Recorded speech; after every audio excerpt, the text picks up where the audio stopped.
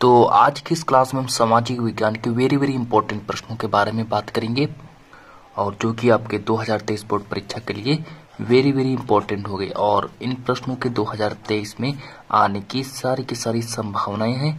तो इन प्रश्नों को जरूर याद करके जाएं। और मैंने इन प्रश्नों को सबसे पहले मैंने अनसॉल्व्ड में देखा है कि कौन सा प्रश्न सबसे बार आया है, तो उन्हीं प्रश्नों को लेकर आए हैं और बिल्कुल छांट कर जो 100 में से एक है उस प्रश्न को मैं लेकर आया हूं, जो बिल्कुल जिस प्रश्न के आने की सारी संभावनाएं हैं, सिर्फ उसी प्रश्न को लेकर आए। तो चलिए बात करते हैं और क्लास को स्टार्ट करते हैं साथ ही साथ में। और चैनल पर नए हैं तो चैनल को सब्सक्राइब भी कर लीजिएगा। तो ये सारे जो प्रश्न है महत्वपूर्ण प्रश्नों के बारे में बात करेंगे आज की इस क्लास में और सारे के सारे इंपॉर्टेंट टॉपिक हैं। चलिए बात करते हैं। प्रश्न नंबर 1 मेरा क्या कह रहा है कि भारत में पाई जाने वाली प्रमुख रेशेदार फसलों का वर्णन करना है। आप देखिए भारत में कितनी रेशेदार फसलें पाई जाती हैं और उन फसलों का हमें वर्णन करना है। और चलिए उन फसलों का वर्णन किस तरीके से आप लोगों को करना है तो आप लोगों को यहाँ पर बताया जाएगा। तो चलिए कपास, जिस तरीके से हम बात करेंगे कि आपका एक कपास हो गया, चलिए कपास के बारे में बात करते हैं। अब आपका देखिए कपास हो गया और जूट हो गया। कपास कैसी फसल है तो कपास एक रेशेदार फसल है। ये प्रश्न आपसे बहुविकल्पी में पूछ सकता है। जूट कैसी फसल है, जूट भी एक रेशेदार फसल है। साथ ही साथ भी सनई जिसे हम कहते हैं वो भी रेशेदार फसल है। और देखिए और आगे जैसे आपका प्राकृतिक रेशम हो गया आपका। साथ ही साथ में भारत में उगाई जाने वाली प्रमुख रेशेदार फसलें, तो भारत में उगाई जाने वाली प्रमुख रेशेदार फसलें कौन हो गई आपकी? कपास हो गई, जूट हो गई और सन, और साथ ही साथ में प्राकृतिक रेशम। ये भारत में उगाई जाने वाली प्रमुख रेशेदार फसलें।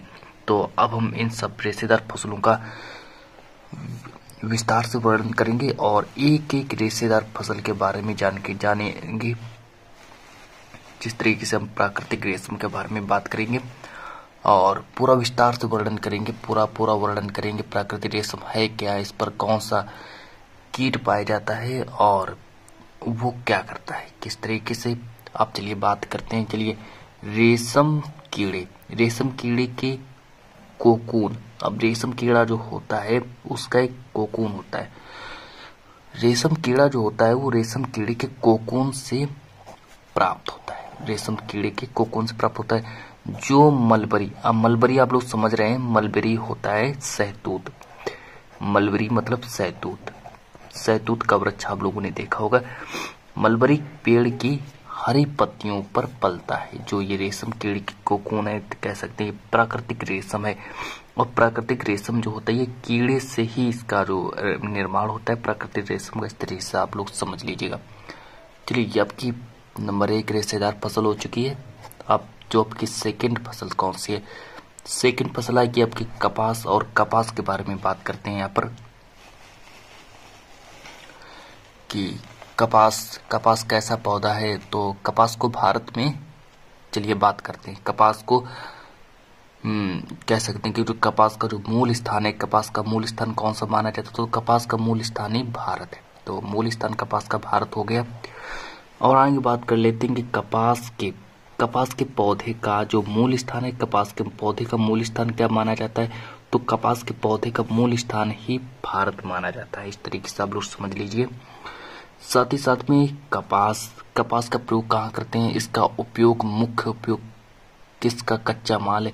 तो कपास जो है ये सूती वस्त्र उद्योग का कैसा माल है? मुख्य कच्चा माल है। सूती वस्त्र उद्योग का मुख्य कच्चा माल है। फिर आगे और बात कर लेते हैं। आप चलिए अब जैसे हम बात करें, जैसे आपका दक्कन का पठार हो गया। दक्कन के पठार के कैसे भागों में? शुष्कतर भागों में कैसी मिट्टी? काली मिट्टी कपास उत्पादन के लिए उपयुक्त मानी जाती है। तो कपास की खेती के लिए कौन सी मिट्टी उपयुक्त मानी जाती है? आप लोगों को याद रखना पड़ेगा कि कपास की खेती के लिए हमेशा जो काली मिट्टी जो होगी, हमेशा काली मिट्टी ही उपयुक्त मानी जाती है। तो कपास की खेती के लिए उपयुक्त मिट्टी कौन सी हुई? कपास की खेती के लिए उपयुक्त मिट्टी काली मिट्टी हो गई। अब जो कपास की खेती जो है, कपास को हम किन किन राज्यों में उगा सकते हैं, इस तरह समझिए कि कपास को हम किन किन राज्यों में उगा सकते हैं। जैसे आपका महाराष्ट्र हुआ, गुजरात हुआ, और मध्य प्रदेश हुआ, कर्नाटक हुआ, साथ ही साथ में आपका उत्तर प्रदेश हुआ। ये कपास के मुख्य उत्पादक राज्य हैं। ये कपास के मुख्य उत्पादक राज्य जैसे महाराष्ट्र हो गया, आपका गुजरात हो गया, मध्य प्रदेश हो गया, कर्नाटक हो गया और उत्तर प्रदेश, ये कपास के मुख्य उत्पादक राज्य हो गए। और तो चलिए यहाँ पर थोड़ा आपको रिवीजन करा देते हैं और फिर हम बढ़ते हैं प्रश्न नंबर नेक्स्ट की ओर। प्रश्न नंबर नेक्स्ट मेरा देखिए क्या है, अभी प्रश्न आपका ये कंप्लीट नहीं हुआ है। और चलिए अब बढ़ते हैं प्रश्न, अब चलिए अब नेक्स्ट पेज की ओर बढ़ते हैं। और नेक्स्ट पेज कहते हैं कि आप जूट के बारे में बात करेंगे। नेक्स्ट जो आपका नेक्स्ट रेशेदार फसल है, नंबर 3 पर आएगी।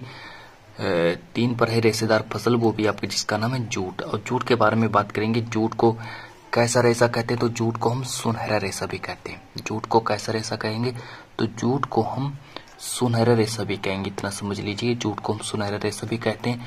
और साथ ही साथ में जूट की फसल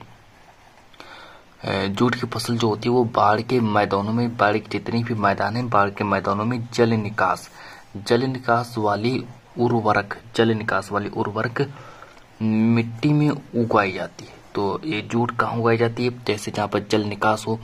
जो पहले यहाँ पर स्टार्टिंग से समझिएगा, पहले स्टार्टिंग से कि जूट को सुनहरा रेशा कहते हैं। और जूट की फसल जो होती है बाढ़ के मैदानों में जल निकास वाली उर्वरक मिट्टी में उगाई जाती है। जल निकास वाली जितनी भी उर्वरक, जितनी भी मिट्टी है, उसमें जूट उगाया जाता है। तो इसके बढ़ने के लिए कैसा तापमान होता है, तो जूट जो बढ़ता है, जूट के बढ़ने के लिए कैसा तापमान होना चाहिए, तो जूट के बढ़ने के लिए उच्च तापमान की आवश्यकता होती है। तो जूट के बढ़ने के लिए कैसी आवश्यकता होती है, उच्च तापमान की आवश्यकता होती है।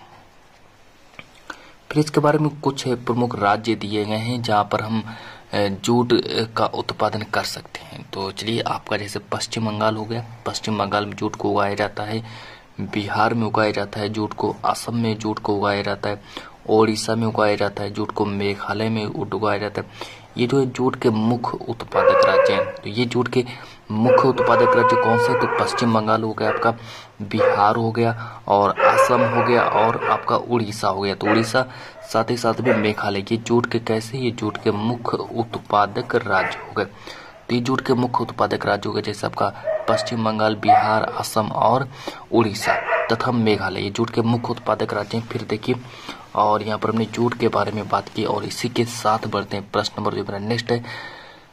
प्रश्न नंबर मेरा नेक्स्ट देखिए अब क्या कह रहा है, पहले इस प्रश्न को नोट कर लीजिएगा सही से। अब प्रश्न नंबर नेक्स्ट देखिए क्या कह रहा है। इस बार हम रबड़ की खेती के लिए उपयुक्त भौगोलिक परिस्थितियों का वर्णन करेंगे, जैसे आपकी जो रबड़ की खेती है। और यहाँ पर चलिए पहले प्रश्न को पढ़ते हैं सही से कि रबड़ की खेती के लिए उपयुक्त भौगोलिक परिस्थितियों का वर्णन करो। का वर्णन करना है हमें, यानी कि रबड़ की खेती के लिए उपयुक्त परिस्थितियों का हमें वर्णन करना है।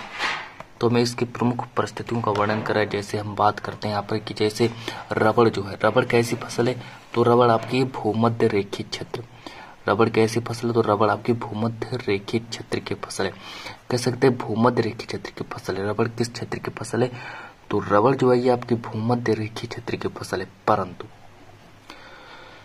परंतु विशेष परिस्थितियों में, अब जैसे जब अगर कोई विशेष परिस्थिति आ जाए तो उसको उष्ण और उपोष्ण क्षेत्रों में भी उगाई जाती है। जैसे अगर कोई परिस्थिति अगर आ जाती है तो इसको हम उष्ण और उपोष्ण क्षेत्रों में भी उगा सकते हैं। लेकिन जो रबड़ जो है ये भूमध्य रेखीय क्षेत्र की फसल है, परंतु विशेष परिस्थितियों में उष्ण और उपोष्ण क्षेत्रों में उगाई जाती है।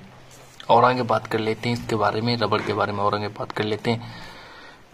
इसको 200 सेंटीमीटर से अधिक वर्षा और 25 डिग्री सेंटीग्रेड तापमान कितना होना चाहिए, तापमान होना चाहिए 25 डिग्री सेंटीग्रेड से अधिक तापमान वाली नम और आर्द्र जलवायु की आवश्यकता होती है। तो इसके लिए कैसी जलवायु की आवश्यकता होती है, नम और आर्द्र जलवायु की आवश्यकता होती है।